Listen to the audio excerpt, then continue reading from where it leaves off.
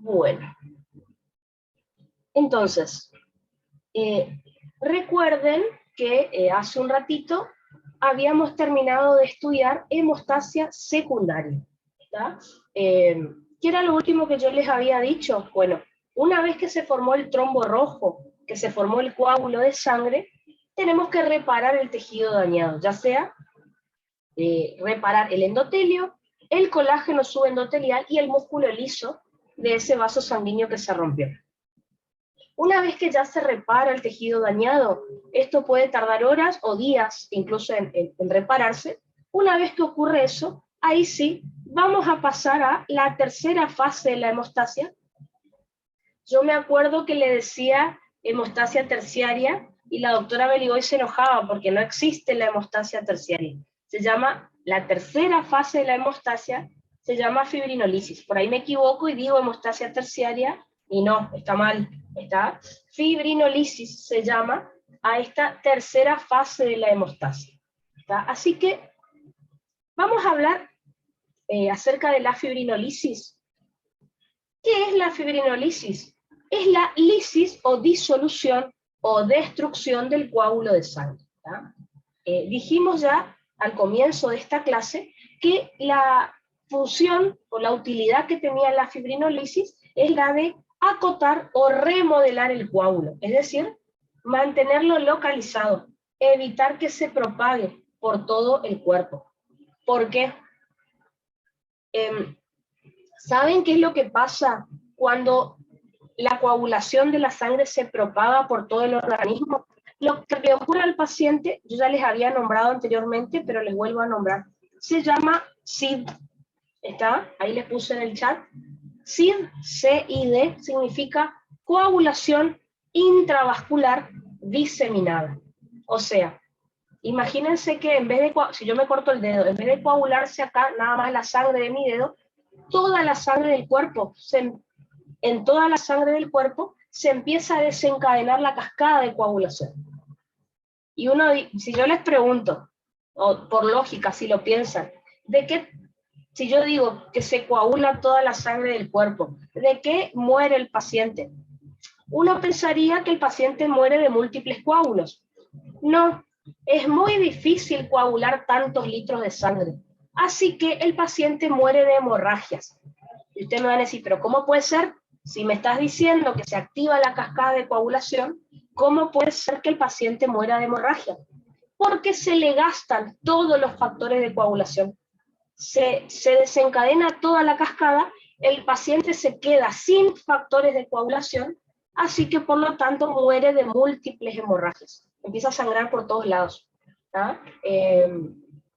Así que el paciente tenga SID es gravísimo, ¿está? Porque le lleva a la muerte seguro.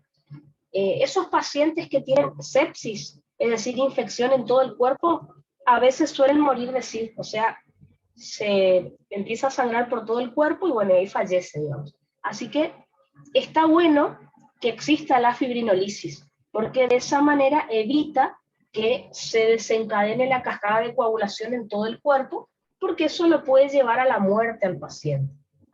Y bueno, lo más normal es que una vez que se repara el tejido dañado, disolvemos el coágulo para restablecer el flujo sanguíneo normal. ¿Está? Así que para eso básicamente me sirve la fibrinolisis.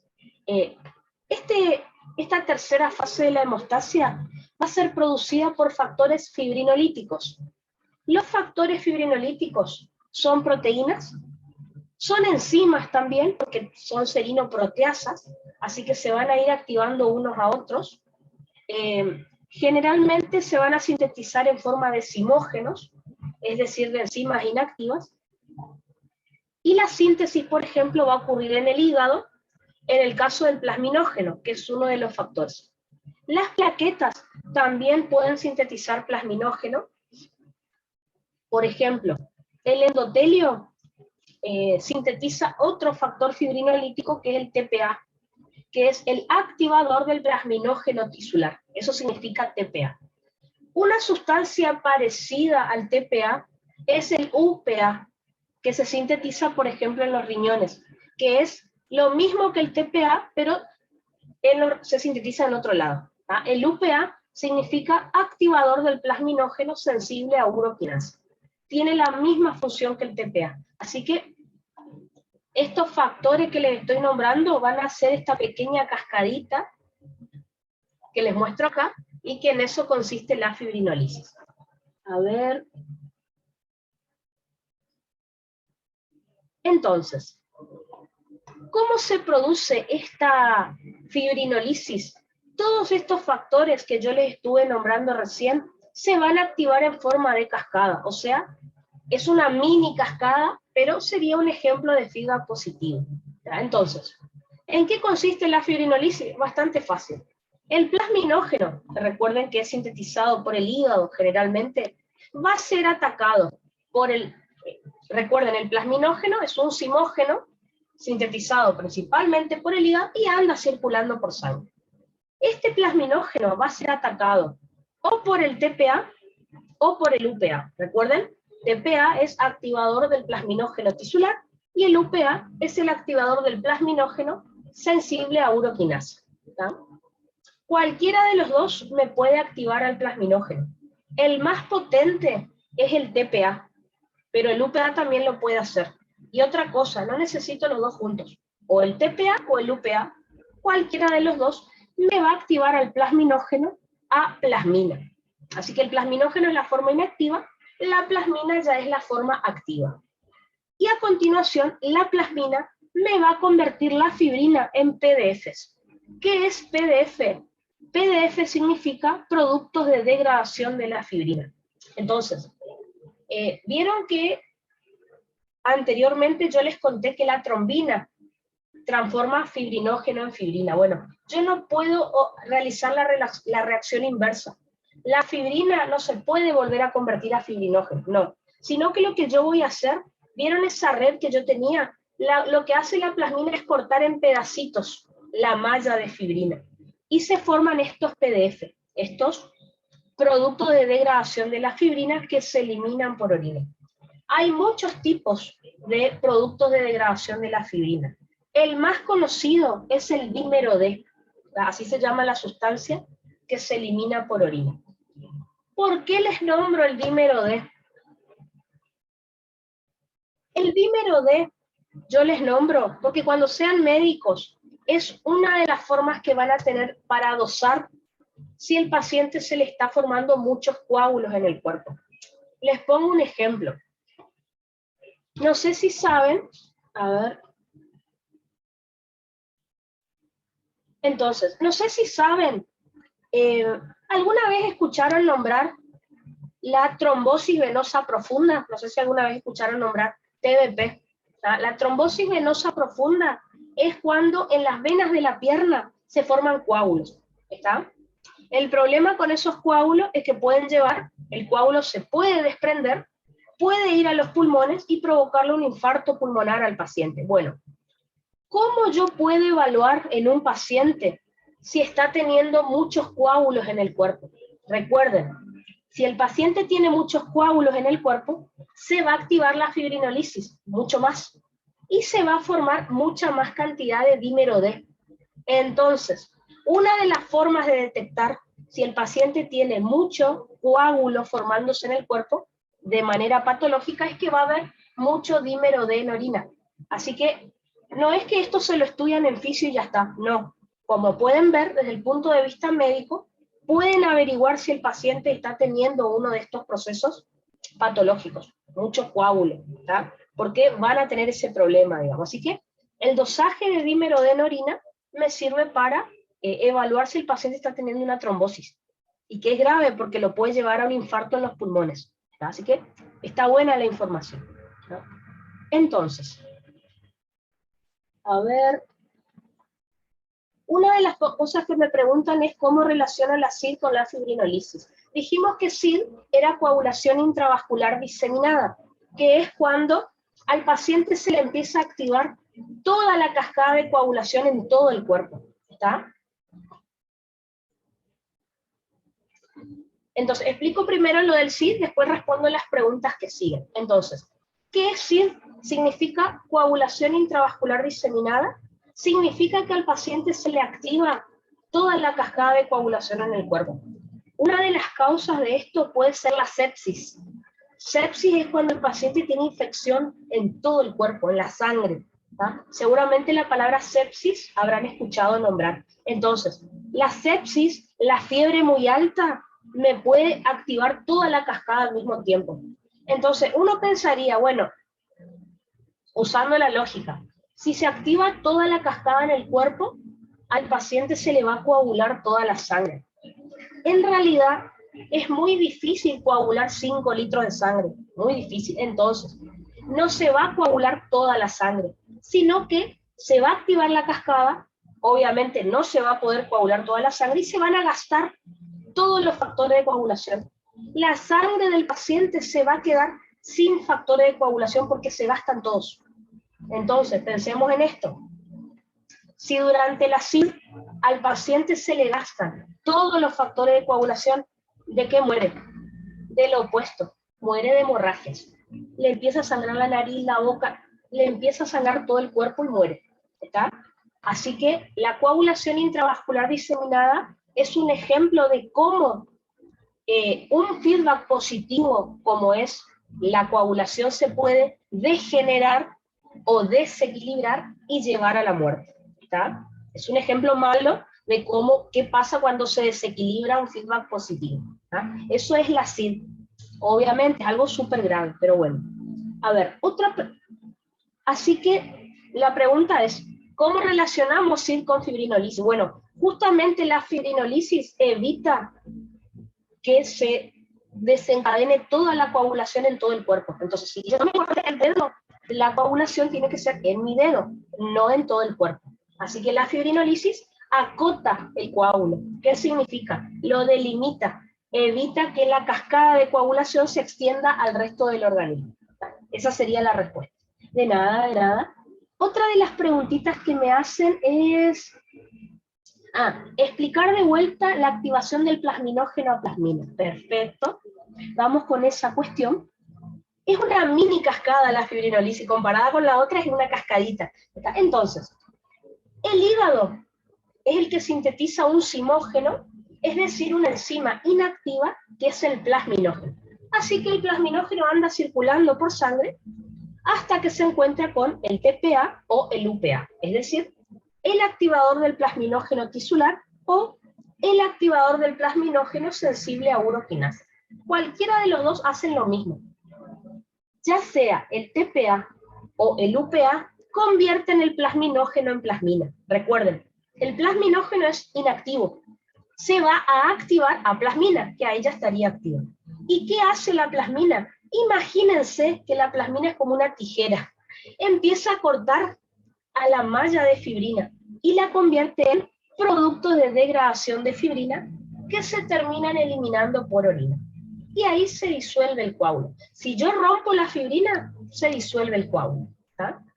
Uno de los productos de degradación de la fibrina es el dímero D, que los médicos lo utilizan para dosar en orina, ¿tá? para evaluar si el paciente está teniendo algún evento trombótico en el cuerpo, como por ejemplo una trombosis venosa profunda, que es cuando se forman coágulos en las piernas. El profe tomó una pregunta de trombosis venosa profunda, así que ya les voy a contar en un rato las patologías. Les voy a repetir porque en el recuperatorio pregunto, no sé si en el recuperatorio o en el final, pero pregunto, ¿está? TVP, trombosis venosa profunda, ¿está? Ya vamos a hablar del tema. A ver, otra preguntita que me hacen es, espérenme, y después seguimos. Nicole pregunta, ¿cómo sabemos el tiempo que tarda en coagular mi paciente? Eso lo vamos a estudiar en un rato. Para eso tenemos que estudiar el coagulograma. Son 8 pruebas las que trae el coagulograma. Ustedes tienen que saber cómo se hace cada una de esas 8 pruebas y cuál es su valor normal. Así que lo vamos a estudiar. Obviamente el coagulograma de rutina, el que yo le voy a explicar, son 8 pruebas las que trae el coagulograma, preguntas, exámenes, cada una tiene su valor normal y el profe les va a preguntar si se altera esa prueba, qué enfermedad tiene el paciente. Todo eso ya les voy a contar. ¿tá? Así que la respuesta sería, ¿cómo sabemos cómo coagula mi paciente? Con el coagulograma. Y el coagulograma trae 8 pruebas, algunas son para hemostasia primaria, otras para hemostasia secundaria. Dentro de la hemostasia secundaria, algunas evalúan vía intrínseca, otras vía extrínseca, hay para todo, ¿está? Así que eso ya lo vamos a ver. A ver si había alguna más. Ah, perfecto, hasta ahí estamos. Buenísimo, entonces.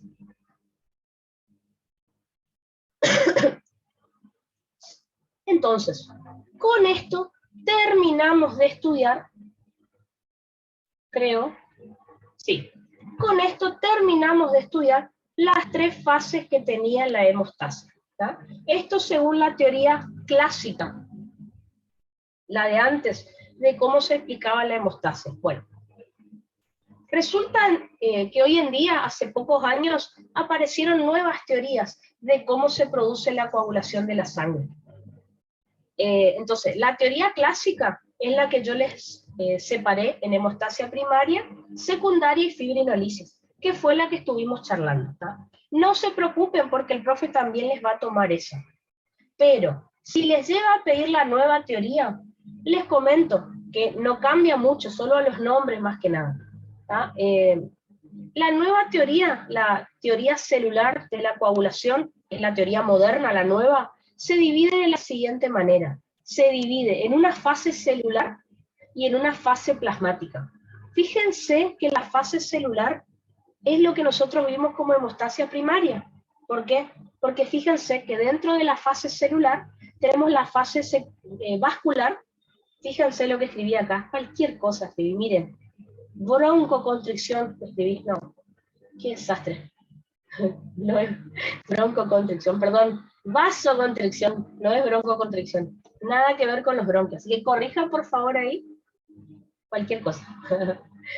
Por lo menos me doy cuenta que parte me equivoqué. Entonces, todo lo que yo les conté como hemostasia primaria, acá se llama fase celular, donde tenemos la fase vascular, donde hay vasoconstricción, no bronco, vasoconstricción o vasoespasmo, que era cuando, ya sea a nivel nervioso o a nivel humoral, se contraía el vaso sanguíneo. Y la fase plaquetaria, que es cuando estudiamos adhesión, activación y agregación plaquetaria.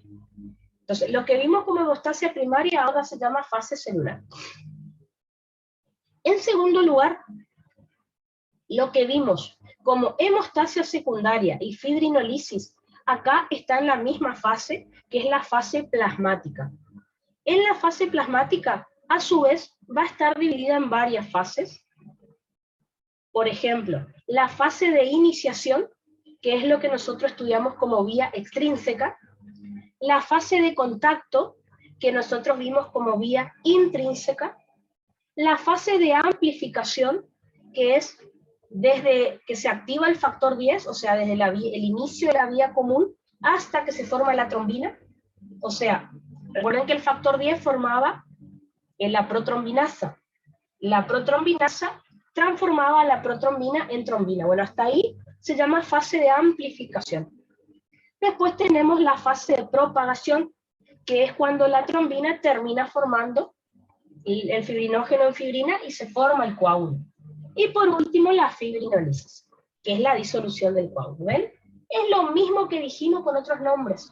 Así que no se asusten tanto, estudien como vimos, y si el profe le dice, bueno, háblame de la teoría celular, es lo mismo pero con otros nombres, ¿está? En vez de hemostasia primaria, bueno, profe, la fase celular, que antes se llamaba hemostasia primaria, y le explica, ¿está? La hemostasia secundaria y la fibrinolisis, profe, ahora forman parte de la fase plasmática, ¿tá? La vía extrínseca se llama fase de iniciación, le explican lo mismo. La fase de contacto es la vía intrínseca, le explican lo mismo. La fase de amplificación es desde que se inicia la vía común hasta que se forma la trombina. La fase de propagación es desde que se activó la trombina hasta que se formó el coágulo, y fibrinolisis, que ya vimos recién, disolución del coágulo. Así que no necesitan volver a leer el tema otra vez. Es lo mismo que vimos con diferente nombre, nada más, ¿no? ¿Por qué ya no se le llama ahora más hemostasia primaria o secundaria? Porque ocurre lo que yo les expliqué anteriormente. La fase celular y la plasmática se activan al mismo tiempo. No es que la primaria ocurre primero, la secundaria después, no. Al mismo tiempo que está ocurriendo el vasoespasmo y la actividad plaquetaria, se está desencadenando la cascada de coagulación. Y la fibrinolisis también. Esto junto. Pero bueno, pasa que es más complicado entender así. ¿Ah? Perfecto, entonces. A ver, hasta acá tendríamos que haber dado hoy, pero queda mucho tiempo, así que espérenme que busco lo que sigue.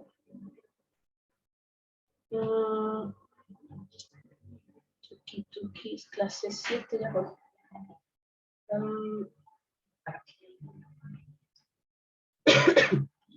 Entonces, acá viene la parte menos divertida de hemostasia, pero bueno, es pregunta del bolillero. Entonces, si ustedes se acuerdan, en hemostasia primaria, yo les estuve explicando la actividad plaquetaria, ¿no es cierto? Y algo les conté de las plaquetas, por lo menos la forma que tenía forma discoide, después se transformó en esférica, le dije que liberaba gránulos, o sea, qué gránulos se ve que tiene, o sea, algunas cosas de las plaquetas vimos, pero tenemos que desarrollar un poquito mejor. Entonces, vamos a hablar un poquito más de las plaquetas o trombocitos, y esta es pregunta de bolillero del oral también, así que bueno. Las plaquetas o trombocitos en realidad no son células, porque no tienen núcleo. Son elementos formes de la sangre, porque en realidad son fragmentos, o sea, pedazos de citoplasma de una célula no circulante que es el megacariocito. En realidad, como yo ya les dije, si le llaman células no hay problema, no pensé que está bien. Así que llámenle célula, llámenle elementos formes, es lo mismo.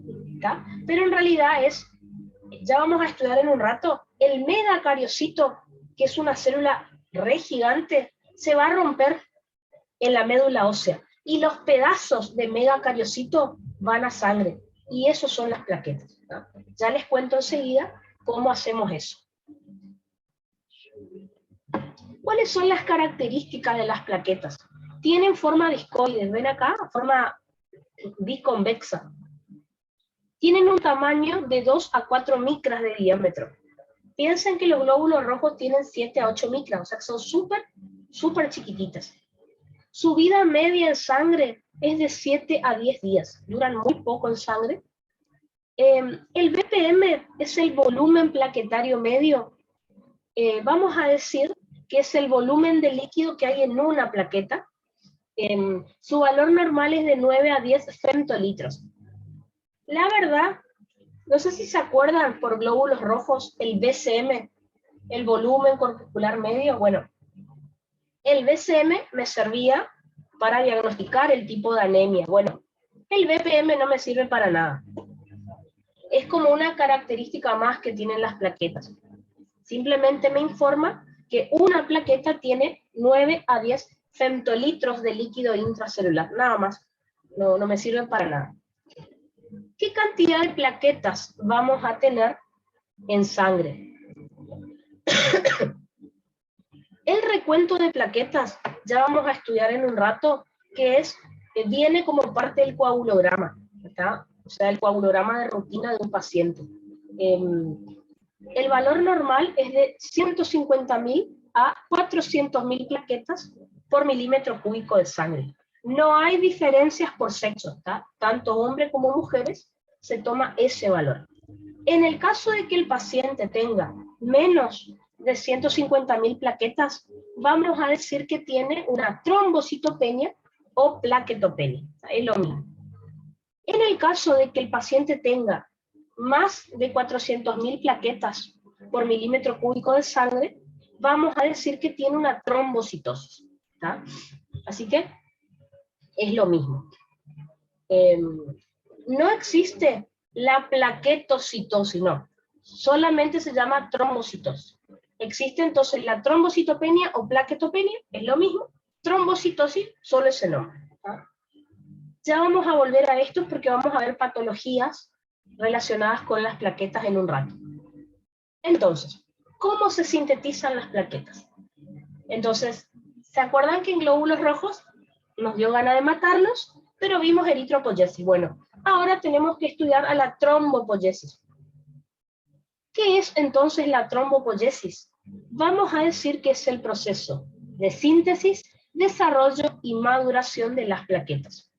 Esta trombopoyesis se va a producir en médula ósea a partir de la misma célula que me dio origen a los glóbulos rojos, o sea, la célula hematopoyética troncal pluripotencial, o también llamada célula madre hematopoyética o stem cell.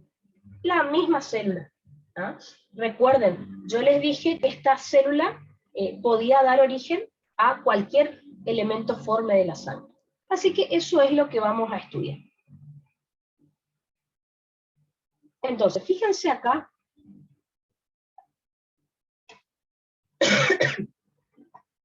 Cuando nosotros estudiamos eritropoyesis, yo les hice un esquemita de todos los nombres de las células que tienen que saber hasta llegar al glóbulo rojo. Bueno, acá es más o menos lo mismo.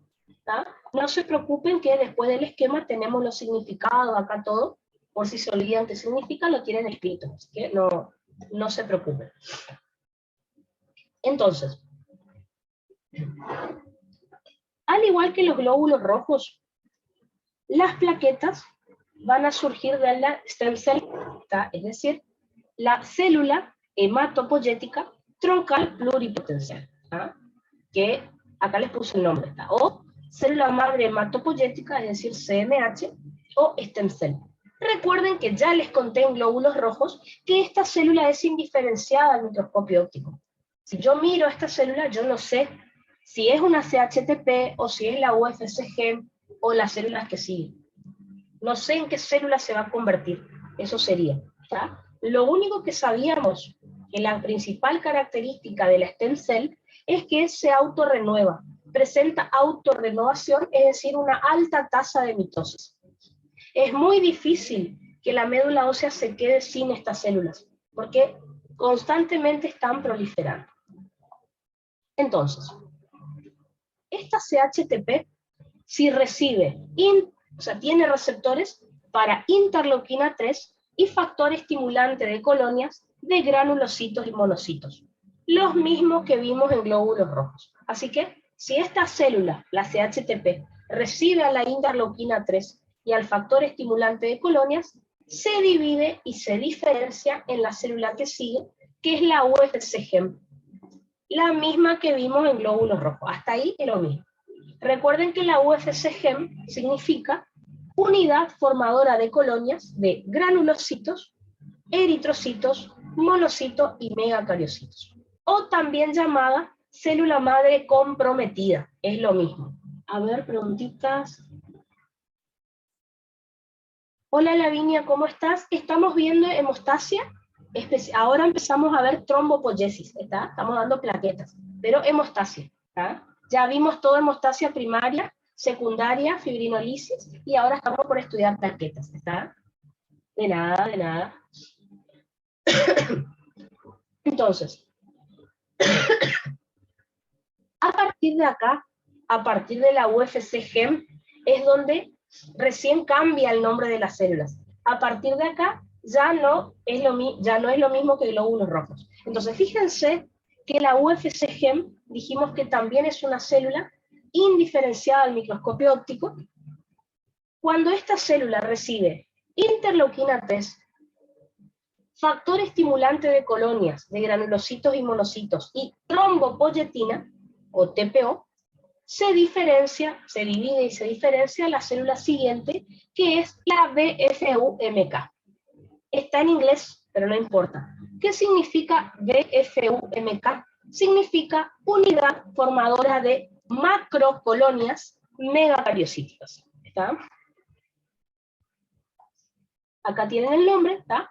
Unidad formadora de macrocolonias megacariocíticas, o en el apunte del profe también figura como UFC-MEG. ¿Está? Es lo mismo. ¿Está? También es indiferenciada al microscopio óptico, así que si esta BFUMK, esta unidad formadora de macrocolonias megacariocíticas, recibe interleuquina 3, factor estimulante de colonias, de granulocitos y monocitos, trombopoyetina, interleuquina 11 y c-KIT, se divide y se diferencia a la célula que sigue, que es la unidad formadora de colonias megacariocíticas.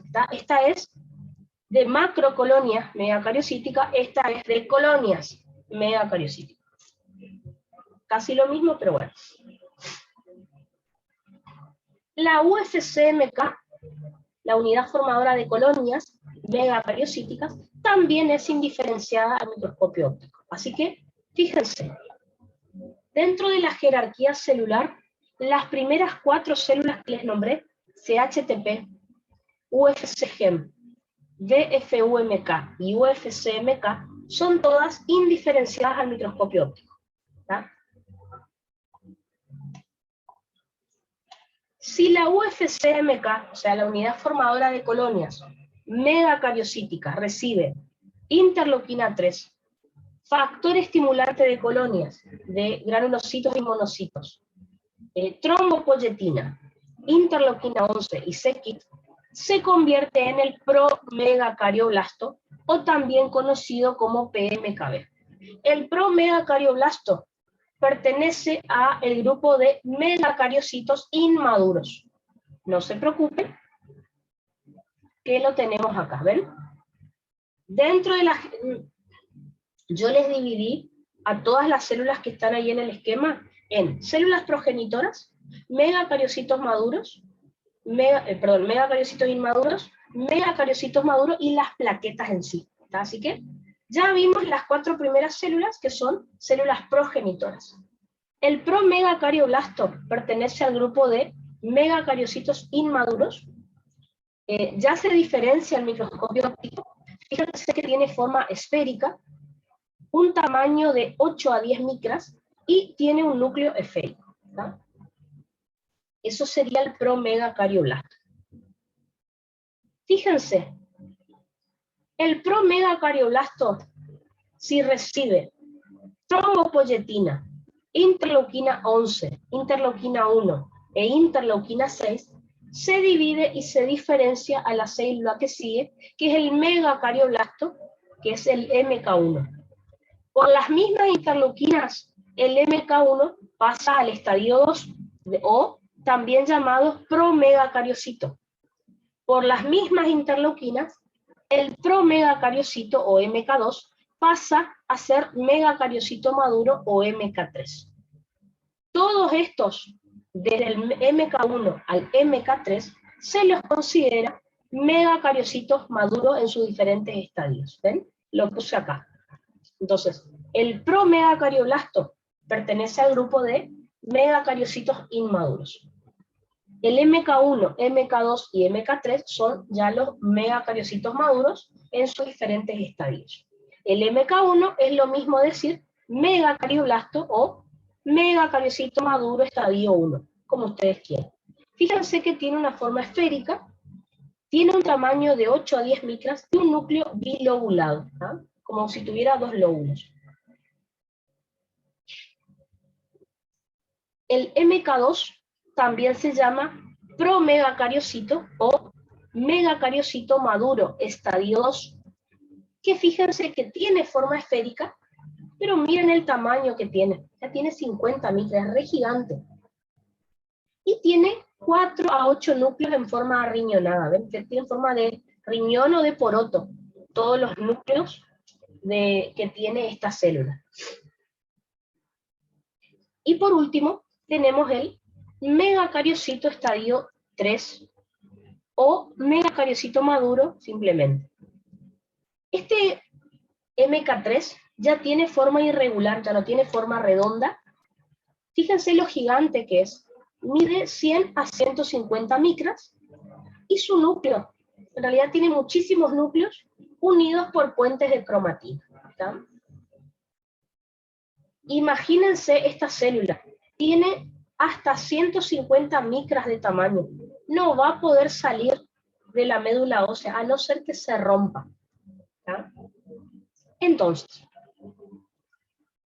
acá viene la parte donde vamos a obtener plaquetas.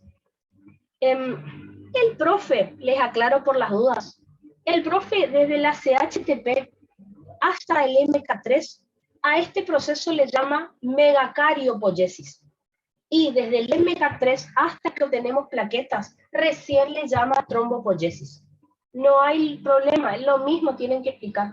¿Está? Entonces en los libros, cuando habla de trombopoiesis, habla de todo el proceso, desde el principio hasta que tengo plaquetas.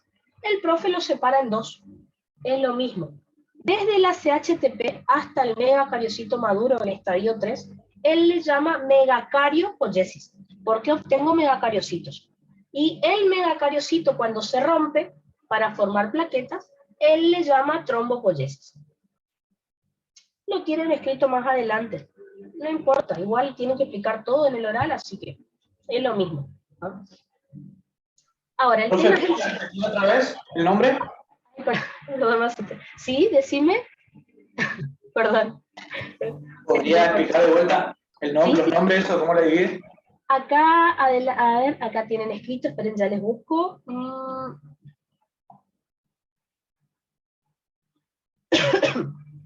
Está acá. Yo les adelanté nomás, pero acá. Ya vamos a explicar todo el proceso. Fíjense, el profe, en su apunte, megacariopoiesis le llama a la síntesis, a todos los pasos que les expliqué, desde la CHTP, o sea, desde la stem cell hasta el MK3, que es lo que hablamos recién. Y luego, trombopoiesis le llama desde el MK3 hasta obtener plaquetas. En otros libros, trombopoiesis se llama todo, desde la stem cell hasta que tengo plaquetas. De todas maneras es lo mismo. Solo les aclaro, por las dudas, si el profe les pide que expliquen la megacariopoiesis y ustedes no saben a qué se refiere. Es eso. Así que, por las dudas nada más. Nunca ha preguntado así, pero así figura en su apunte. Así que, básicamente hasta acá, desde la CHTP hasta acá, hasta el MK3, es megacariopoiesis, porque obtuve el megacariocito, la célula gigante. Ahora, el megacariocito vamos a ver que se va a romper y me va a dar origen a plaquetas, así que todo esto sería esta parte, sería la trombopoiesis para el profe. Igual, a los chicos que les tocó este tema en el oral, al final, le explicaron le dijeron trombopoiesis, le hablaron de esto y no les dijo nada, así que es lo mismo, no hay drama, digamos. Ahora, el tema es el siguiente. Hace algunos años, en los libros solamente aparecía una sola forma de obtener plaquetas, es decir, el megacariocito estadio 3 se rompía y los pedazos de megacariocito eran las plaquetas y ya está. Hoy en día se sabe que existen dos formas de obtener plaquetas. Está la forma lenta y la forma rápida. Como podrán ver ahí en el esquema, se darán cuenta cuál es la lenta y cuál es la rápida. ¿Ah? Fíjense, esta que está acá arriba, tengo muchos estadios antes de llegar a plaquetas. Así que fíjense, el megacariocito maduro estadio 3, por medio de la trombopoietina, puede formar proplaquetas. Luego las proplaquetas me van a dar origen a las preplaquetas y finalmente tengo las plaquetas como las conocemos. Vamos a estudiar enseguida que esta es la forma lenta para obtener plaquetas. O si no, el megacariocito 3 por la interleuquina 1 alfa se convierte en plaqueta directamente. Esta es la forma rápida, como pueden ver no tiene intermediarios, la forma rápida de obtener plaquetas. La sigla que está acá, que es DMS, no es un factor, es un proceso que ya les voy a contar, que se llama sistema de demarcación de membrana. Así que ya lo vemos enseguida. Por eso está en otro color. Así que todo lo que está en rojo son hormonas o factores de crecimiento que van produciendo la maduración de todos los estadios celulares. Y acá el DMS es un proceso que ya les cuento. Así que llegamos hasta acá, hasta MK3. Vamos a estudiar ahora cómo hacemos para romper este megacariocito y que se formen las plaquetas.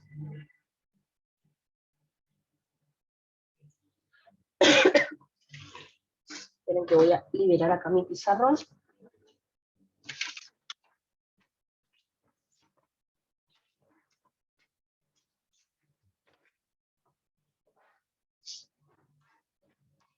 Entonces, a ver, llegamos hasta el MK3, que yo les conté. Bueno, finalmente, en el último grupito de células, están las plaquetas. Dentro de las plaquetas están incluidas las proplaquetas, que ya vamos a ver enseguida que las proplaquetas están unidas al megacariocito estadio 3. Así que están en médula ósea. Después vamos a ver cómo se forman las preplaquetas, que tienen forma de mancuerna, ¿ven? Como las pesitas del gimnasio, y ya se encuentran en sangre. Es muy raro de ver, pero según el profe están en sangre. Y tenemos las plaquetas finalmente, que son las que tienen forma discoide, que ustedes las conocen, ¿está? O si no, si usamos la vía rápida para obtener plaquetas, el megacariocito estadio 3 directamente se convierte en plaquetas, sin pasar por los estadios anteriores. Pero bueno, vamos a estudiar eso. Entonces, para terminar nuestro proceso, les tengo que contar cuáles son las vías para la obtención de plaquetas. Como les dije, tenemos una vía lenta y una vía rápida. La vía lenta para obtener las plaquetas va a depender de la hormona trombopoyetina, o TPO, que en un rato ya la vamos a estudiar mejor. Gracias a esta vía lenta, se va a obtener un número bajo de plaquetas. Es decir, por cada megacariocito estadio 3 se obtienen menos de 500 plaquetas. Eso es poco. Ya vamos a ver que con la vía rápida se obtienen miles de plaquetas. ¿Cuándo vamos a realizar vía lenta para obtener plaquetas? Cuando el recuento de plaquetas es normal. O sea, esta vía se realiza para reponer las plaquetas que ya cumplieron su vida media. ¿Ya? Las plaquetas cumplen 7 a 10 días de vida y se destruyen en el bazo. Entonces la médula se repone con esta vía, la vía lenta. Otra de las características es que el megacariocito estadio 3 pierde citoplasma nada más y no pierde núcleo. Así que les cuento. El proceso es bastante fácil en realidad, pero bueno. A ver, esperen que prendo mi luz.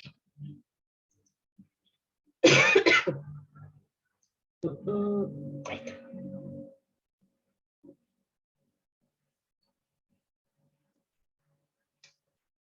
Entonces, vamos a imaginar lo siguiente. Vamos a suponer entonces que yo tengo a mi megacariocito estadio 3 o megacariocito maduro. Acuérdense que este megacariocito es una célula irregular, ¿no es cierto? Bueno, lo primero que va a hacer esta célula es que va a empezar a emitir pseudopodios. Les voy a dibujar un pseudopodio nomás, así que tenemos la célula así, completamente irregular, 100, 150 micras, muchos núcleos. ¿Qué es lo primero que hace este MK3? Empieza a emitir pseudopodios, así, ¿ven? ¿Qué son los pseudopodios? Son proyecciones digitiformes, ¿tá? Así que esto es lo primero que va a ocurrir. Yo dibujé uno, pero imagínense que un montón va a formar. ¿Qué le va a pasar luego a ese pseudopodio? Ese pseudopodio se va a empezar a adelgazar cada ciertos tramos. Vuelvo a dibujar a ver cómo queda ese pseudopodio ahora. Entonces, ese pseudopodio que yo les mostré que se formó recién, le va a pasar algo así. Cada cierto tramo se empieza a adelgazar. Y la otra parte queda gordita, ¿sí? Se adelgazó ahí, se adelgazó ahí. ¿Está? ¿Ven? Entonces, teníamos esto, el pseudopodio, y luego cada cierto tramo se empezó a adelgazar. Y es como que quedaron estructuras así, ¿ven? Dos pelotitas, un puente, una pelotita, un puente, una pelotita, algo así. Bueno, cada dos pelotitas, un puentecito, esto es una proplaqueta. Como les dije, la proplaqueta está unida al megacariocito estadio 3, ¿ven? Así que cada dos pelotitas, un puentecito acá, eso es una proplaqueta. ¿Ah? Para mí es MK3 todavía porque no se desprendió, pero bueno, se le llama ya proplaqueta. Así que el MK3 emite pseudopodios. Fíjense que ese pseudopodio cada ciertos tramos se adelgaza y me da origen a las proplaquetas. ¿Ah? Cada 2 pelotitas, como ven acá, un puente, eso es una proplaqueta. Esa proplaqueta, por un proceso de apoptosis, este puente que yo les marqué acá se va a escindir, y esa proplaqueta se va a desprender del megacariocito estadio 3. Cuando se desprende, queda algo así. ¿Ven? Cuando la proplaqueta se desprende, porque acá se rompió este puente citoplasmático, cuando se desprende y pasa sangre, pasa a llamarse preplaqueta. Tiene forma de mancuerna, como les dije, y no se encuentra en mucha cantidad de sangre, la verdad, pero bueno. Y finalmente, tras 1 a 2 días de estar circulando esa preplaqueta por sangre, se escinde este puente que une a esa preplaqueta. Y por lo tanto, se terminan formando 2 plaquetas. ¿Ven? Esa es la vía lenta entonces para la formación de plaquetas. Entonces, en el MK3 se forma muchos pseudopodios al mismo tiempo. Luego el pseudopodio cada ciertos tramos se adelgaza, dándome origen a las proplaquetas. Las proplaquetas luego, por un mecanismo de apoptosis, se desprenden del megacariocito estadio 3 y pasan a sangre. Ahí ya las llamamos preplaquetas. 1 a 2 días después, esa preplaqueta se escinde su puente citoplasmático y se transforma en las plaquetas como ustedes las conocen. ¿Ah? Fíjense que cuanto más pseudopodio forme el megacariocito estadio 3, va perdiendo de a poco citoplasma, pero en ningún momento va a perder núcleo, solo pierde citoplasma. Es como que cada vez que se desprenden las preplaquetas, digamos, va perdiendo citoplasma. Va a llegar un momento en que este megacariocito estadio 3 se va a quedar sin citoplasma, le va a quedar solo el núcleo. Entonces, cuando le queda solo el núcleo, vienen los macrófagos de médula ósea y fagocitan a todos esos núcleos que están ahí y terminó la historia.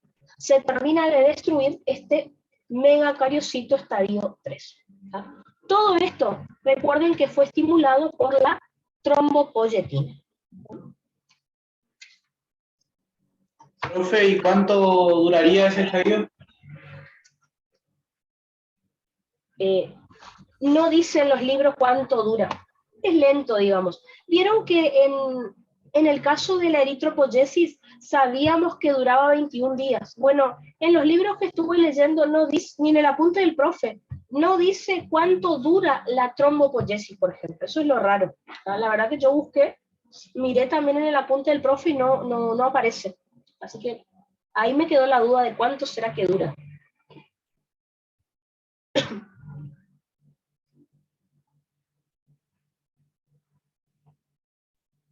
Pero lo que sí sé es que mínimo 7 días tiene que durar. ¿Por qué? Porque es lo que, más de eso no, porque 7 a 10 días es lo que dura una plaqueta en sangre. Después de eso necesito reponer. ¿Tá? Así que por lo mínimo eso. Más de eso no creo, porque justamente la vía lenta es para reponer las plaquetas que se mueren que se destruyen de viejitas, digamos, que ya cumplieron su vida media. Así que fíjense que lo que les conté lo tienen acá. ¿Tá? El MK3 comienza a emitir pseudopodios, es decir, como si fueran deditos, proyecciones digitiformes. Cada cierto tramo del pseudopodio comienza a adelgazarse para dar origen a las proplaquetas, que recuerden que están unidas al MK3. Luego, por un proceso de apoptosis, algunos de los puentes entre proplaquetas se van a degradar y ahí se forman las preplaquetas y salen a sangre.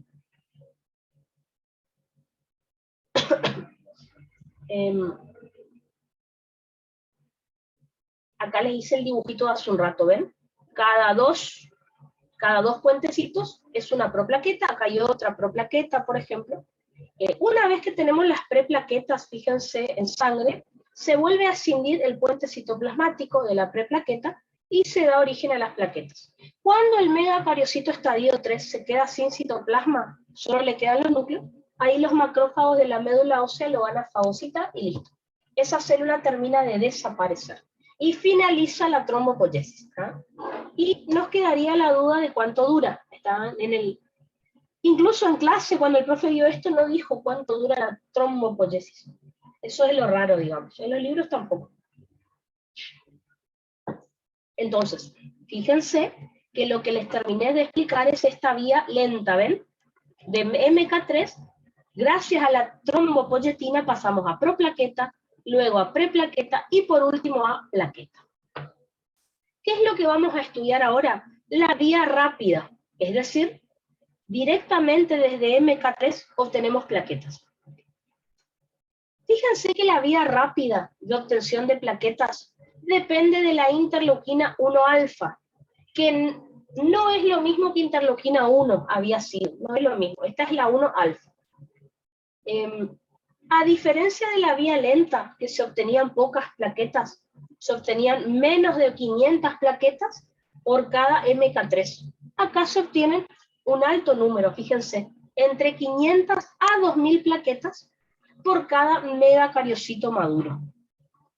Otra característica para diferenciar, en la vía lenta se realiza justamente para reponer las plaquetas que se van muriendo, pero de viejas nada más. O sea, se realiza cuando el número de plaquetas es normal. En cambio, la vía rápida se realiza cuando el número de plaquetas es bajo. Por ejemplo, si una persona estuvo realizando coagulación de la sangre, o sea, hemostasia primaria, se perdieron muchas plaquetas. Se gastaron muchas plaquetas al hacer trombo blanco, hemostasia primaria. Entonces, ahí hacemos la vía rápida, para largar rápidamente las plaquetas a coagulación, a la sangre, perdón. En la vía lenta, el megacariocito estadio 3 solo perdía citoplasma. En la vía rápida, en cambio, el megacariocito estadio 3 pierde citoplasma junto con el núcleo. Así que por este mecanismo, al principio las plaquetas tienen núcleo, después lo pierden. ¿Ah? ¿Cómo se llama el proceso que yo les voy a explicar acá? Se llama DMS, que significa Sistema de Demarcación de Membrana. ¿Ah? Y si les digo con mis palabras, es bastante fácil. ¿En qué consiste el sistema de demarcación de membrana? Si yo tengo el megacariocito estadio 3, lo corto en pedacitos, y los pedacitos los largo a sangre. ¿Así de fácil es? Bueno, vamos a decirlo con palabras más de oficio, pero es eso. Corto chiquitito todo el megacariocito y lo largo a sangre a esos pedacitos, que son las plaquetas. Eso es el sistema de demarcación de membrana. Bueno, mejor explicado cómo sería.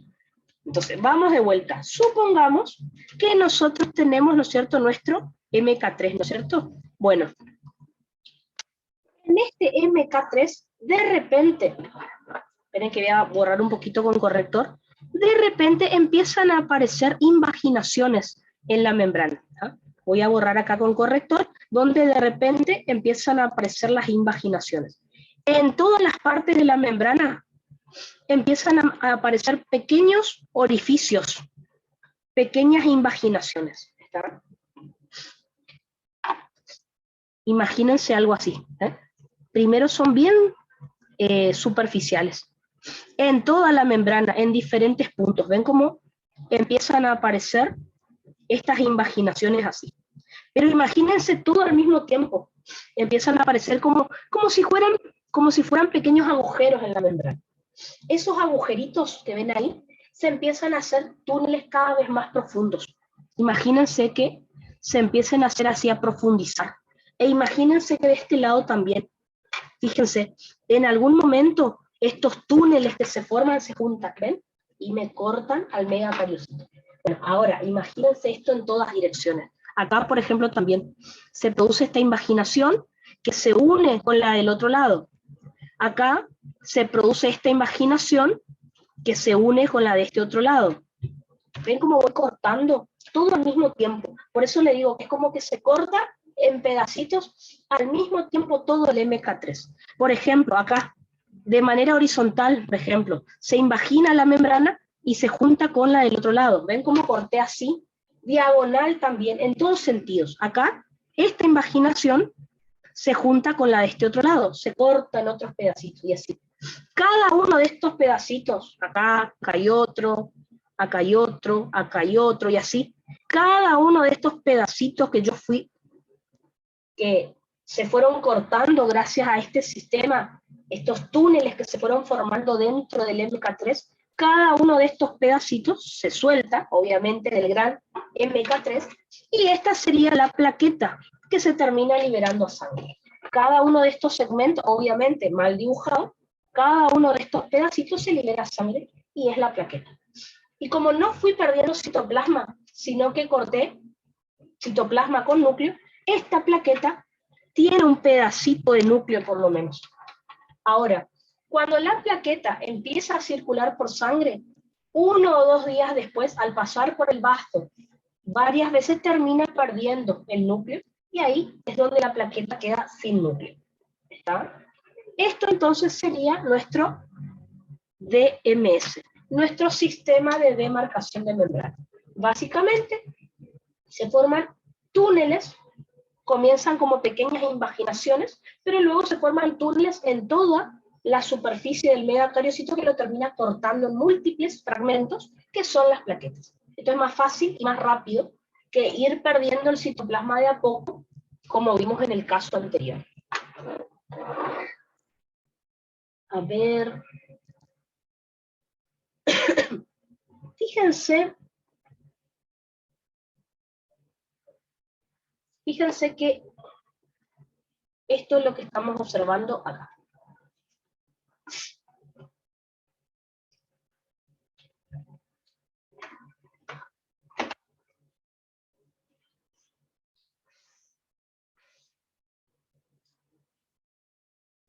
Perdón. COVID que no se va. Vamos a ver cuándo me voy a curar de COVID. Bueno, entonces, como les dije, ¿en qué consiste el DMS, el sistema de demarcación de membrana? Aparecen primero como invagiones superficiales o poco profundas en la membrana plasmática del megacariocito maduro. Estas invaginaciones se hacen cada vez más profundas hasta que llegan al otro lado. Del otro lado también venía profundizándose una invaginación, así que en algún momento se encuentran y me empiezan a fragmentar al megacariocito estadio 3. Esos fragmentos salen a sangre. Fíjense qué rápido que se terminan formando las plaquetas, ¿verdad? Obviamente la plaqueta tiene núcleo en ese momento, porque es citoplasma con un pedazo de núcleo. Al circular en sangre, esta plaqueta termina perdiendo el núcleo y queda con la estructura que vamos a repasar enseguida. ¿Sí? Está bastante fácil este mecanismo. La verdad es que yo en los libros, por ejemplo, el libro que mejor explica esto es el Behe Taylor. En el Behe Taylor yo solo encontré el sistema de demarcación de membrana. No encontré esta vía lenta. Pero en el apunte del profe recuerden que la vía lenta para la obtención de plaquetas sí está. Por eso les estoy explicando las dos. Así que esto lo saqué del apunte del profe.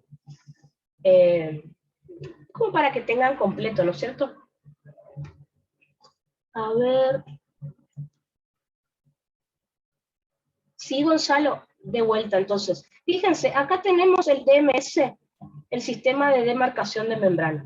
Nosotros acá tenemos el megacariocito estadio 3. Bueno, en esta célula se empiezan a producir, o sea, si vos mirás, es como si vos, vamos a decir, si lo pensamos en forma tridimensional, es como si tuviéramos una pelotita y de repente vemos que en esa pelotita empiezan a aparecer agujeros. ¿Vieron las pelotitas de golf? Bueno, ¿vieron que las pelotitas de golf tienen como pequeños orificios? Bueno, empiezan siendo algo así. Tenemos el megacariocito estadio 3. Primero parece una pelota redondita, así lisita, y de repente veo que empiezan a aparecer estas invaginaciones, ¿ven?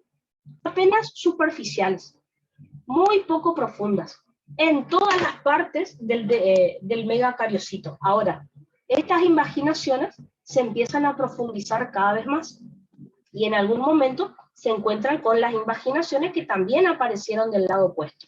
En algún momento esas invaginaciones se encuentran. Y fíjate, al encontrarse, me cortaron al megacariocito ahí en 2 pedazos. Al mismo tiempo están ocurriendo otras invaginaciones así que me lo cortan al megacariocito así, hay otras que lo van a cortar así, hay otras que lo van a cortar así. O sea, en múltiples direcciones se forma este sistema de túbulos, digamos, dentro del megacariocito y lo va fragmentando, porque imagínate que este túnel aparece en un lado y llega hasta el otro, y te lo corta en pedazos al MK3. En sentido vertical, en sentido horizontal, en sentido oblicuo. ¿Tá? Todos los túbulos al mismo tiempo. Una vez que todos los sistemas de túbulos llegan hasta el lado opuesto al mismo tiempo, este megacariocito estadio 3 se divide en múltiples fragmentos, hasta 2000 más o menos, y todos juntos son liberados a sangre. Y esas son las plaquetas que vos conoces. Por eso no todas las plaquetas tienen la misma forma. En general tienen forma discoide, pero hay plaquetas que vos mirás al microscopio y tienen forma como si fuera el pedazo de algo. Bueno, es porque es el pedacitos de esta célula. Son pedacitos de esta célula. De nada, de nada.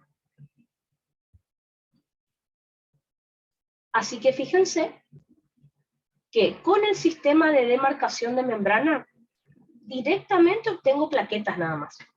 No tengo ni proplaquetas ni preplaquetas. Y bueno. Y de esta forma, si el paciente estuvo teniendo un proceso de coagulación, de hemostasia, reponemos plaquetas rápido. ¿Ah?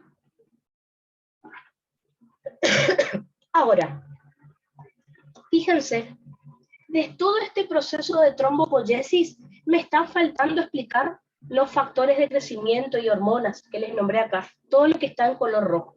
De todo lo que está escrito acá, 3 son los más importantes. Interleuquina 3, factor estimulante de colonias de granulocitos y monocitos, lo mismo que en glóbulo rojo. En glóbulo rojo, además de estos dos, estudiábamos la eritropoyetina. Acá, en vez de eritropoyetina, tengo otra hormona que es la trombopoyetina. Esos son los 3 factores que tienen que saber sí o sí. Los demás ya les voy a mostrar que no son tan importantes. Ya les muestro por qué. Así que 3 factores son los que sí o sí tengo que saber. Por suerte ustedes ya saben 2 de esos 3, así que bueno, no es tan difícil. ¿Está? Ya estudiamos la interleuquina 3 el otro día, así que ahora les vuelvo a repetir nomás. Recuerden que la interleuquina 3 es un factor multilínea. ¿Qué significaba eso? Que lo vimos en eritropoiesis, pero también lo estamos estudiando acá. O sea que cuando estudiemos leucopoiesis, también ahí lo vamos a encontrar. Participa de todas las poiesis realmente. ¿Ah?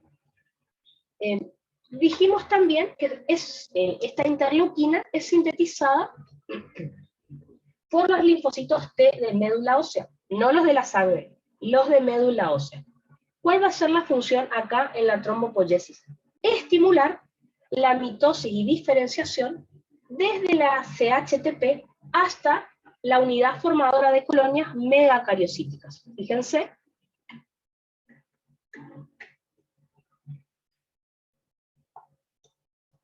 Hasta acá, ¿ven? Las primeras 4 células. Porque a partir de la unidad formadora de colonias megacariocíticas, a partir del promegacarioblasto ya la necesita. ¿Tá? Así que los primeros 4 estadios van a proliferar a partir de estimula la mitosis y diferenciación de las células progenitoras. ¿Ven acá? Las primeras 4. A partir del promegacarioblasto ya no necesito interleuquina 3.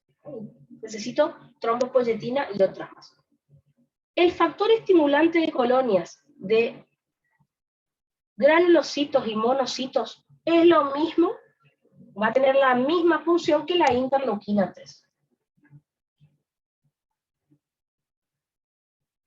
Fíjense acá, el factor estimulante de colonias de granulocitos y monocitos también es un factor multilínea, porque ya lo vimos en eritropoiesis, lo estamos estudiando acá y lo vamos a estudiar también en glóbulos blancos mañana, así que bueno. ¿Dónde se sintetiza? Ya vimos en glóbulos rojos que se sintetiza en fibroblastos, monocitos, macrófagos, células endoteliales y células dendríticas de la médula ósea. No de sangre. Y la función va a ser la misma que la interleuquina 3, es decir, estimular la mitosis y diferenciación de las células progenitoras, o sea, CHTP, UFC-GEM, unidad formadora de macrocolonias megacariocíticas y unidad formadora de colonias megacariocíticas. Las primeras 4 células. como les dije, el tercer factor importante que ustedes tienen que estudiar es la trombopoyetina. Por favor, tengan cuidado porque en endocrino, en hormonas tiroideas, hay una enzima que se llama TPO también, pero es tiroperoxidasa.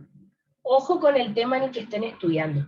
Acá, en trombopoyesis, TPO significa trombopoyetina. En tiroides, significa tiroperoxidasa. En el examen, fíjense qué tema le está preguntando el profe, por las dudas. ¿Ah? La trombopoyetina es una hormona proteica, a diferencia de la eritropoyetina, que es una glucoproteína. La eritropoyetina, yo les conté, que se sintetiza principalmente en riñones, luego en hígado, luego en parótida. En cambio, fíjense que la trombopoyetina se sintetiza principalmente en hígado, no en riñones. 60% en hígado, 30% en riñones y 10% en otros órganos como testículos, intestinos, vaso, el estroma de médula ósea, o sea, el tejido conectivo de la médula ósea, el tejido conectivo de otras partes del cuerpo y el cerebro. O sea que la trombopoyetina se sintetiza en varios lugares del cuerpo.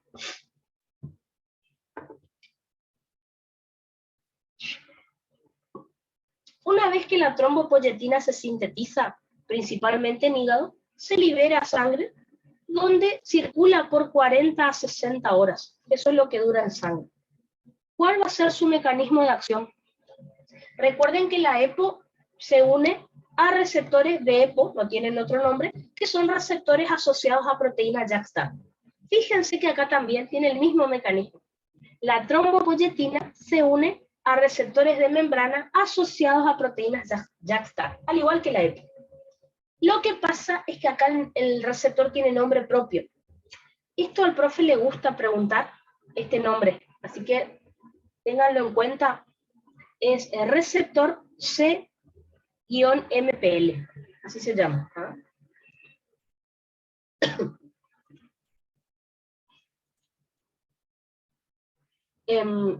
CMPL, recuérdenlo, ¿tá? Porque por ahí el profe le gusta preguntar, ¿cuál va a ser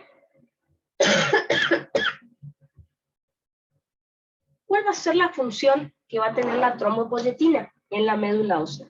Como estuvimos viendo, va a ser la de estimular la mitosis y diferenciación celular, desde la UFC-GEM hasta el MK3, y después, desde el megacariocito estadio 3, solamente participa en la vía lenta de obtención de plaquetas. Les muestro. Fíjense acá en el dibujito que les hice. A ver.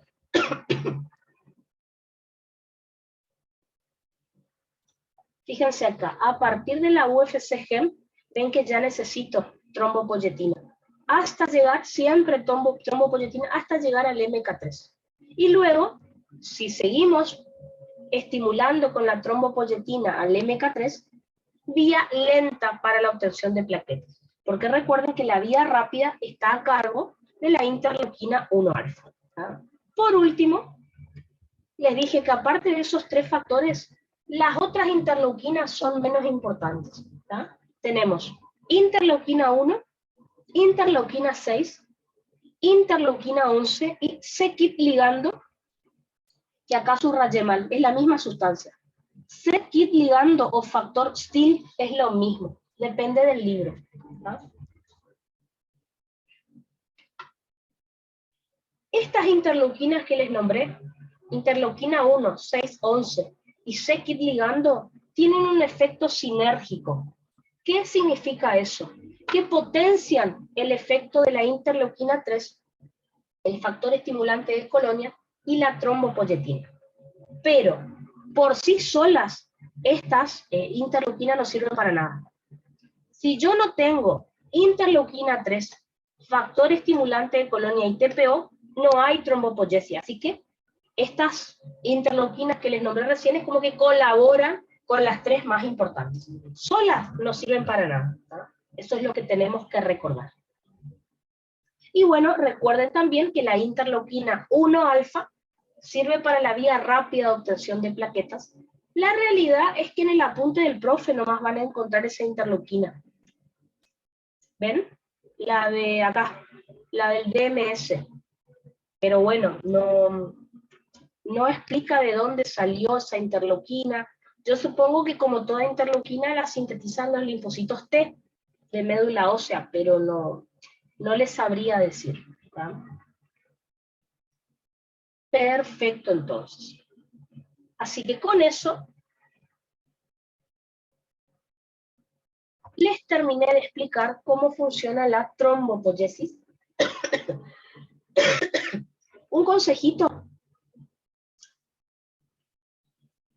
Por lo menos, si le van a explicar esto en el oral a la profe, no se olviden los nombres. Este esquema, por lo menos, tienen que saber los nombres. De última, no me acuerdo cuántas micras tiene cada célula, no importa. Pero si no me acuerdo que luego del MK1 sigue el MK2, y es muy difícil que la profe les apruebe en el oral. ¿Está? A un alumno mío ya les pasó, se olvidó los nombres, o el orden, y bueno, no, le dijo a la profe Peligoy le gusta este tema. A Fernanda le gusta eritropoyesis, a ella le encanta trombopoyesis. Así que bueno, los nombres por lo menos, obviamente las interleuquinas son las mismas que en eritropoyesis, excepto la TPO, así que no van a tener tanto drama, digamos, en el oral.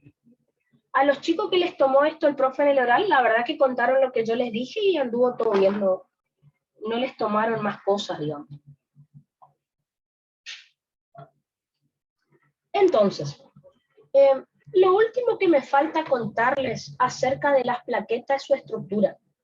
Recuerden que algunas cosas ya les suenan. ¿Se acuerdan que yo les dije que las plaquetas tenían glucoproteína en su membrana? Les dije que tenían núcleo, o sea, hay varias cositas que ustedes ya me escucharon hablar. Así que ahora vamos a ahondar un poquito más. Así que acá tienen el dibujito, un esquema de más o menos cómo es una plaqueta. Recuerden que los pseudopodios recién van a aparecer en la plaqueta cuando se active. Antes no, antes tiene forma discoide nada más. Así que pueden dibujar la plaqueta sin el pseudopodio, si es que no está activada, o ponen el pseudopodio y le aclaran al profe, nada más. Recién va a aparecer el pseudopodio cuando se active. Así que lo primero que les voy a contar de la estructura de esta plaqueta es la membrana plasmática. Ven acá, acá en el dibujito les puse, en realidad la membrana plasmática de la plaqueta no se llama así, se llama membrana lipoproteica, pero es lo mismo. Fíjense, es una bicapa lipídica que tiene fosfolípidos. Van a ver acá en rojo que yo les voy a poner en qué parte de la hemostasia hemos estudiado eso. Así que mi consejo es que estudien toda hemostasia, primaria, secundaria y fibrinolisis. Y después cuando estudien la estructura de la plaqueta, van a ver que son cosas que ya estudiaron, que simplemente acá les hago repasar. ¿No? Entonces, si ustedes recuerdan, ¿se acuerdan cuando estudiamos, ya les digo, ¿se acuerdan cuando estudiamos hemostasia secundaria? La cascada de coagulación, por ejemplo, en la tenaza extrínseca, yo les dije que la tenaza extrínseca está formada por el factor 7, calcio y fosfolípidos plaquetarios. Cuando yo me refería a fosfolípidos plaquetarios, estaba hablando de la bicapa, o sea, de la plaqueta. Así que los fosfolípidos de la plaqueta participan de la hemostasia secundaria. Lo que hoy vimos como tenaza extrínseca, tenaza intrínseca y protrombinas. Ahí hemos visto que participaban los fosfolípidos plaquetarios para formar los complejos enzimáticos. En esta membrana, yo les puse acá a modo de esquema, acá en color verde, vamos a tener proteínas. Algunas son de adhesión. Recuerden, cuando yo digo proteínas adhesivas, no es que solo sirven para hacer adhesión plaquetaria. Me refiero a que sirven para pegar, para unir estructuras. Y también otras proteínas que están en la membrana plasmática son receptores de hormonas. Entonces, las proteínas adhesivas que va a haber en la membrana de la plaqueta son la GP1A2A, que recuerden que servía para adhesión directa plaquetaria. La plaqueta se unía al colágeno subendotelial. La GP1B59, yo les comenté que servía para adhesión indirecta plaquetaria, o sea, esta GP de la plaqueta se unía al colágeno a través del factor de von Willebrand, que es lo que les puse acá. Se une al factor de von Willebrand. Todo esto lo vimos en hemostasia primaria.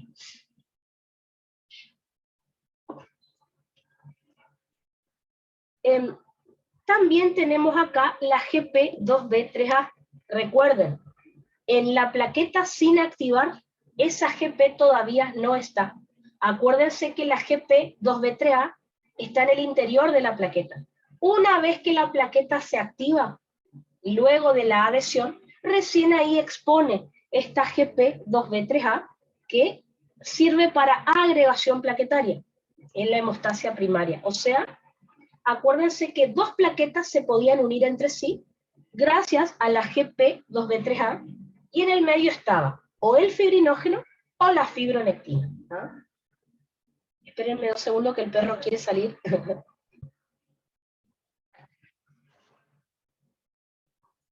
El perro cuando quiere salir, quiere salir.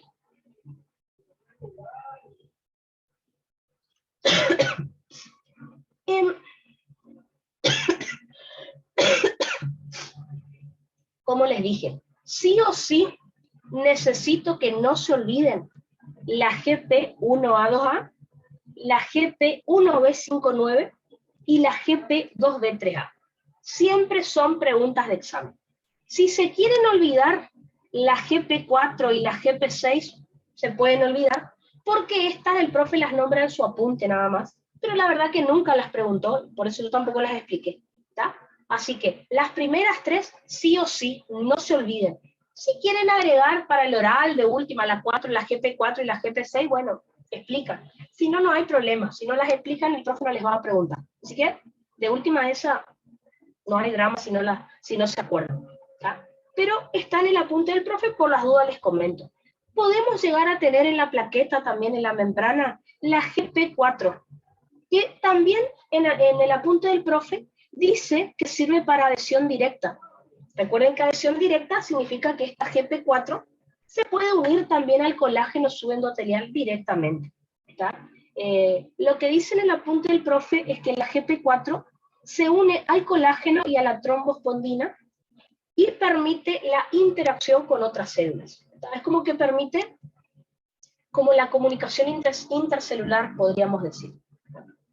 Y después tenemos la GP6, que también permite la adhesión directa, al igual que la GP1A2A, y también se une al colágeno subendotelial.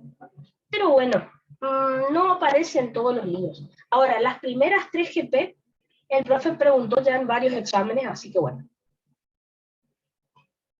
Como les dije, esta membrana plasmática, esta membrana lipoproteica de la plaqueta, fíjense que también tiene receptores de hormonas.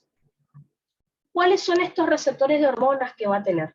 Fíjense, la plaqueta puede tener receptor de ADP, receptor para tromboxano A2, receptor de adrenalina y noradrenalina, y receptor de trombina. Todos los receptores que yo les nombré ahí sirven para la activación plaquetaria. Ya les comento, pero les recuerdo dónde les dije esto, por las dudas, porque por ahí eso es lo que nos solemos olvidar. A ver, vuelvo un poquito hacia atrás. Acá. ¿Vieron cuando estudiamos activación plaquetaria que yo les dije? Miren este dibujito. Yo les dije, las plaquetas que hacen adhesión son las que luego se van a activar. Pero también les dije que otra manera que tienen las plaquetas de activarse es cuando las plaquetas que ya se activaron liberan gránulos. Esos gránulos vamos a ver que pueden tener ADP, tromboxano, adrenalina, noradrenalina. Entonces, las plaquetas que ya se adhirieron acá al colágeno se van a activar. Esas plaquetas activadas van a liberar gránulos que tienen sustancias que se unen a estos receptores que les voy a contar ahora y que van a activar a más plaquetas. ¿Ah? Así que, como les puse acá, los gránulos, las sustancias que hay en alguno de los gránulos de la plaqueta tienen sustancias que me activan a más plaquetas, sin necesidad de que se hayan adherido. A esto se le llama reclutamiento de plaquetas. Así que vuelvo a repetir. ¿Cómo se puede activar una plaqueta? Una opción es que se adhiera primero al colágeno y luego se activa. La que se adhirió, luego se activa. Otra opción es que la plaqueta que ya está activada libera con sus gránulos sustancias que se unen a los receptores de otras plaquetas y las activan. O sea que la plaqueta que se adhirió se puede activar, o esa plaqueta activada activa a más plaquetas que no se adhirieron. Y así, muchas plaquetas se van a activar en la zona y luego viene la agregación. Así que, todos estos receptores que yo les cuento justamente, las sustancias que liberan otras plaquetas se van a venir a unir a estos receptores y me van a activar a estas plaquetas. Fíjense que tenemos el receptor de ADP. Los receptores de ADP pueden ser de dos tipos. Tenemos el receptor P2Y1, que es asociado a proteína GQ, y el receptor P2Y12, que es asociado a proteína GI. Una aclaración. Estos receptores no hacen cosas opuestas, no, sino que actúan en conjunto. ¿De qué manera? El receptor P2Y1 activa la plaqueta al inicio, por ejemplo, cuando cambia de forma y emite pseudopodios. Y el receptor P2Y12 continúa lo que inició el primer receptor. Así que juntos terminan produciendo todos los cambios que yo les expliqué durante la activación plaquetaria. El receptor de tromboxano A2 es un receptor asociado a proteína GS, que cuando viene el trombosano A2 a unirse, también activa la plaqueta. El receptor de adrenalina y noradrenalina son receptores beta-adrenérgicos, los que tiene la plaqueta, que son asociados a proteína GS. Así que cuando la adrenalina y noradrenalina que libera una plaqueta se une a este receptor en otra plaqueta, esta otra plaqueta se activa, se recluta. Tenemos el receptor de trombina. El profe preguntó en el examen. El receptor PAR1, la verdad que cuando los chicos me contaron yo no me acordaba, porque a veces los nombres de estos receptores se me olvidan. El receptor PAR1, el profe preguntó, ¿qué es el receptor de trombina? Un receptor asociado a proteína GQ, que también cuando la trombina viene y se activa a este receptor, activa la plaqueta. Ya vamos a hablar de la trombina más adelante, pero hasta ahora, si ustedes recuerdan, la trombina tenía 5 funciones en la hemostasia secundaria. Fíjense que también me activa plaquetas, o sea que la trombina también participa de la hemostasia primaria, aunque no nos solemos acordar. ¿Está? Así que bueno, todo eso entonces lo podemos estudiar en la membrana lipoproteica, o sea, la membrana plasmática de la plaqueta. ¿Está? Si ustedes se fijan, acá en el dibujo que yo les hice, la membrana lipoproteica es la que está en color negro, ¿no es cierto?, el contorno. Pero si se fijan, debajo del contorno negro del dibujo, yo dibujé como unos filamentos de color rojo. No olvidé de poner acá el nombre, pero es el citoesqueleto submembranoso. Entonces, todas estas fibras que yo dibujé de color rojo es citoesqueleto. Lo negro, que es el contorno, es la membrana plasmática, la lipoproteica. Debajo hay muchos filamentos que representan el citoesqueleto submembranoso. Así que le pueden poner ahí en su dibujo, porque me olvidé, pero acá está. ¿Ah? El citoesqueleto submembranoso se encuentra ubicado debajo de la membrana lipoproteica y está formado por microtúbulos, que a su vez los microtúbulos están formados por la proteína tubulina. ¿Qué función tiene este citoesqueleto? Obviamente le da la forma a la plaqueta, la forma discoide que tiene, hasta que la plaqueta se activa. Cuando la plaqueta se activa, le da la forma redonda. Después, durante la hemostasia secundaria, produce la retracción, o sea, la contracción del coágulo, para que se libere el suero también. Así que le da forma a la plaqueta, le otorga resistencia a la deformación a esta plaqueta y tiene capacidad de contracción, que eso ocurre en la hemostasia secundaria. Recuerden, luego de que se formó el coágulo, el trombo rojo, 20 a 30 minutos después el coágulo se contrae por las plaquetas, por este citoesqueleto que tienen las plaquetas. Vuelvo al dibujito. Entonces, como les dije, yo me olvidé de poner el nombre acá, ¿ven? Todas estas fibritas, estas fibras rojas que yo dibujé por dentro del contorno de la plaqueta, eso es el citoesqueleto submembranoso. Pero si nos vamos más hacia adentro en la plaqueta, vamos a encontrar más citoesqueleto, que es este cuadriculado que yo les dibujé acá. Imagínense que esto me va a ocupar toda la plaqueta, ¿sí? Imagínense así todo. Todo esto lleno de citoesqueletos. ¿Ah? Dibujé un pedacito nomás, pero bueno. Estos microfilamentos también forman parte del citoesqueleto de la plaqueta. Así que la plaqueta tiene dos citoesqueletos. El submembranoso, que es este de color rojo, que está debajo de la membrana plasmática, y los microfilamentos, que están comunicados con el citoesqueleto submembranoso. Fíjense que estos microfilamentos están formados por actina, que a su vez, al entrecruzarse, los filamentos de actina se unen gracias a la proteína GP1B. Para que tengan una idea, a ver dónde está. La GP1B ustedes ya la conocen, lo que pasa es que acá está con el nombre cortito. Es esta GP. Esta, ¿ven? La GP1B59, que está en la parte de la membrana de la plaqueta, bueno, es la misma que está adentro. Por eso, algunos libros le llaman GP1B solamente, otros le llaman GP1B5, otros le llaman con el nombre completo. Es lo mismo, ¿tá? Solo para aclararles. Entonces, la misma GP que yo les mostré, que me sirve para la adhesión indirecta plaquetaria, es esta que les estoy mostrando ahora, que está adentro también, ¿ven? La GP1B entonces me une a los filamentos de actina de este citoesqueleto que tiene la plaqueta también.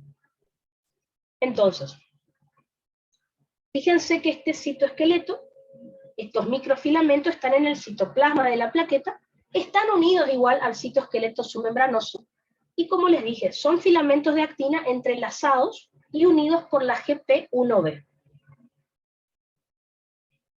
¿Para qué me va a servir este citoesqueleto que está en el citoplasma de la plaqueta? Bueno, tiene capacidad contráctil, es decir, en la hemostasia secundaria me va a servir para hacer retracción del coágulo, ¿está? Y de esa manera el coágulo, al contraerse, expulsa el suero que tenía los factores de crecimiento que me reparaban al tejido. Pero también este citoesqueleto, al contraerse, me permite liberar los gránulos de las plaquetas. Les comento cómo.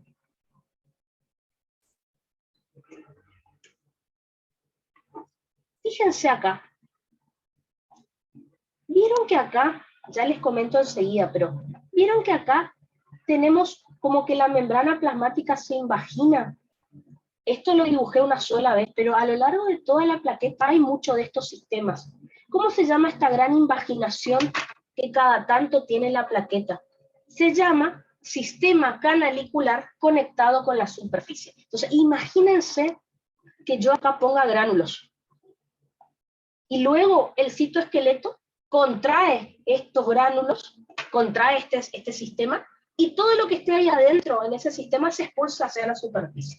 Entonces, ¿para qué sirve este citoesqueleto, estos microfilamentos? Al contraerse, como que comprimen este sistema canalicular conectado a la superficie, y todo lo que esté ahí es expulsado hacia afuera de la plaqueta.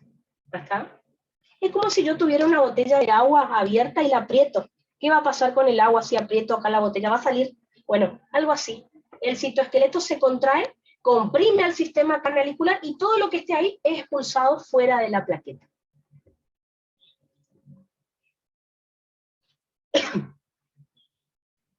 Como les decía, este sistema canalicular conectado con la superficie es un sistema de túbulos, o sea, de invaginaciones, que cada tanto tiene la membrana de la plaqueta rodeados de citoesqueleto, ya sea del submembranoso, como los microfilamentos también. Y como les dije, me conecta el citoplasma de la plaqueta con la superficie. Todo lo que yo coloque ahí y luego lo comprimo, voy a hacer que se expulse hacia la superficie plaquetaria. Entonces, ¿para qué nos va a servir? Para liberar gránulos, que ya vamos a ver que tenemos gránulos densos y gránulos alfa, y para exponer la GP2B3A. Recuerden que la GP2B3A está dentro de la plaqueta y durante la activación se expone hacia la superficie. También va a salir por este sistema canalicular.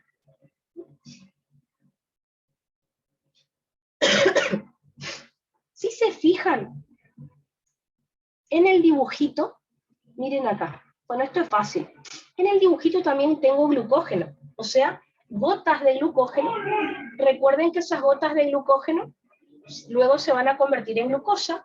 Vamos a poder hacer metabolismo aerobio, metabolismo oxidativo en estas plaquetas, porque también tengo mitocondria, o sea, tengo glucosa almacenada como glucógeno, tengo mitocondria, así que la plaqueta tiene metabolismo oxidativo.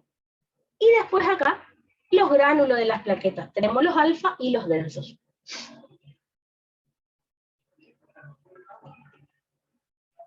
Entonces, como les dije, las mitocondrias y el glucógeno es para obtener ATP a partir del metabolismo oxidativo. Y por último, tenemos los gránulos. Los gránulos de las plaquetas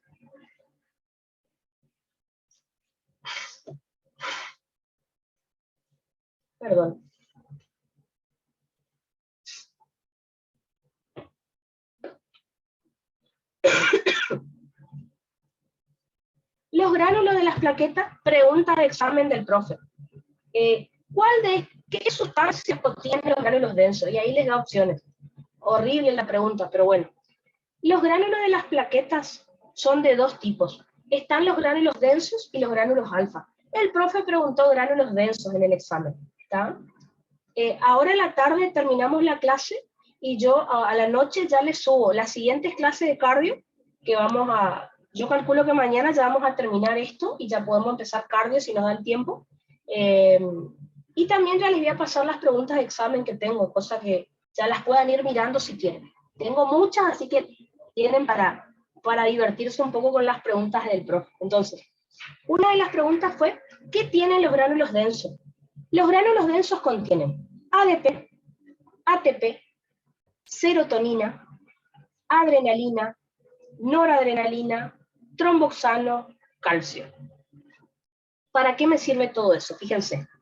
Ya dijimos que para la activación plaquetaria. Recuerden. Hace un rato les dije que en la membrana de la plaqueta hay receptores para estas sustancias. Entonces, una plaqueta, cuando se activa, libera estos gránulos que tienen estas sustancias, las cuales se unen a los receptores de la plaqueta de al lado y la activan. O sea, las plaquetas se pueden ir activando entre sí también.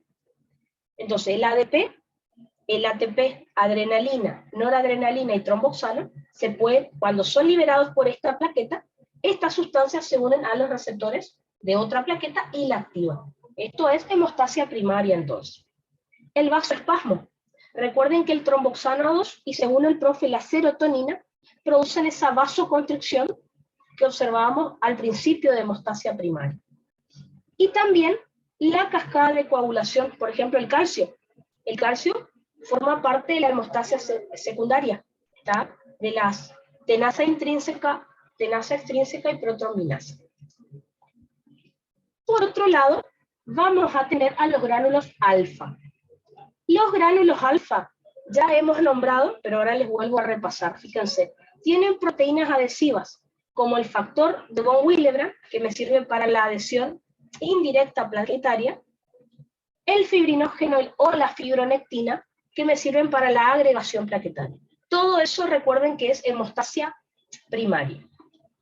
Los gránulos alfa también contienen factores de coagulación, como el fibrinógeno, que es el factor 1, el factor 5, el factor 13, que recuerden que los vimos en hemostasia secundaria. ¿Ah?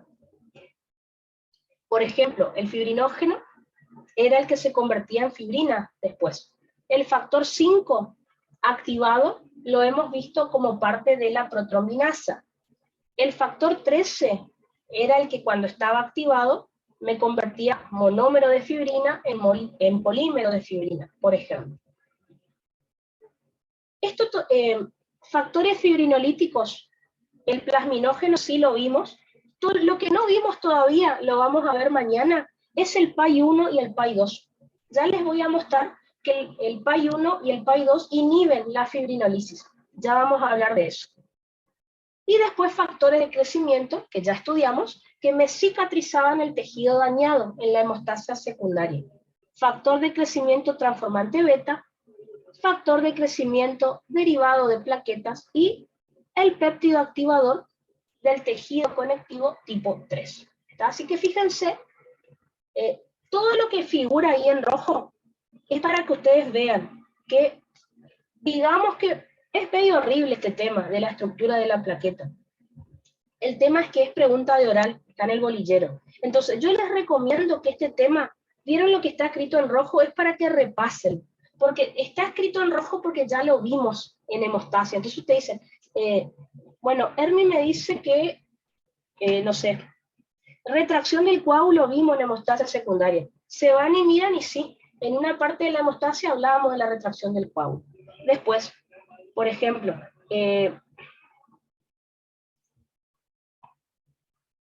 la cascada de coagulación, por ejemplo, factor fibrinógeno, vimos en hemostasia secundaria, sí, vimos, ¿tá? En la cascada, por ejemplo. Así que primero estudien todo lo que les di de hemostasia y después estudien esto de la plaqueta, así no se memorizan los términos, porque van a ver que casi todo lo que les nombré lo hemos visto en alguna parte de la explicación, ¿ah?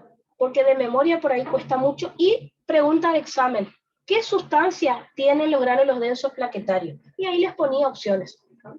Digamos que eso era lo más así, pregunta horrible, pero bueno. A un chico el año pasado le tocó en el oral plaqueta. Me contó este chico que él le dijo todo lo que vimos acá. Me dijo, Hermi, me tocó. Recuerden que en diciembre no hubo bolillero. A este chico le tocó trombopoyesis, de segunda era le tocó trombopoyesis y estructura de la plaqueta. Me dijo que le habló todo y la profe no le preguntó nada, así que se ve que le fue re bien. Pero bueno.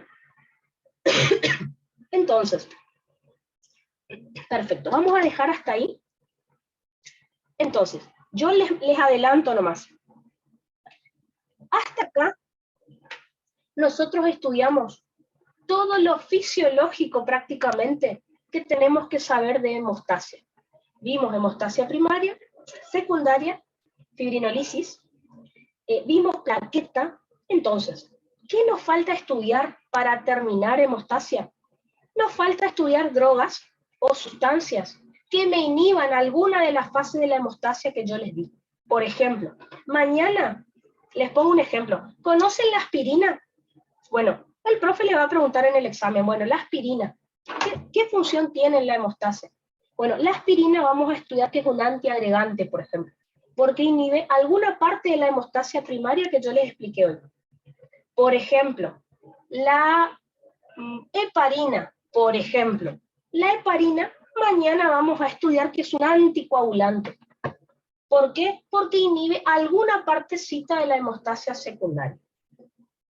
Por ejemplo, el profe en el recuperatorio les preguntó una droga que se llama Alteplax o Alteplaza o TPA recombinante, creo que así les preguntó. Bueno, vamos a ver que el Alteplaz o TPA recombinante es un fibrinolítico que se usa para infarto, por ejemplo. Entonces, hay algunas drogas que el profe estuvo preguntando en los exámenes que yo les quiero contar qué mecanismo tienen, digamos. O por ejemplo, la heparina. El profe siempre pregunta heparina en los exámenes. Bueno, vamos a ver qué es mecanismo, qué parte de la hemostasia inhibe la heparina, ¿tá? Una vez que yo les enseñe todas las drogas o sustancias del cuerpo que me inhiban alguno de estos procesos, vamos a estudiar lo que me preguntaron hoy. ¿Cómo sabemos si el paciente está coagulando bien o no? ¿Qué miramos? Les voy a enseñar las pruebas de coagulación, las pruebas del coagulograma, cómo se hacen. Ustedes tendrían que haber aprendido en el práctico, pero como no tuvieron, les voy a mostrar. Y después vamos a estudiar las enfermedades. Eso es lo que nos queda para terminar con hemostasia. ¿Está? Casos clínicos de hemostasia, el profe tomó mucho en los recuperatorios y en el final, así que por eso les voy a mostrar. ¿Está? Así que mañana seguimos con esto y después nos queda glóbulos blancos, que es re cortito lo que tenemos que estudiar, así que no sé si mañana, pero seguro el viernes ya arrancamos con cardio porque no nos queda mucho para terminar este tema. ¿Estamos entonces? Cualquier duda que tengan, ya saben, me pueden preguntar y nos vemos mañana. ¿Está?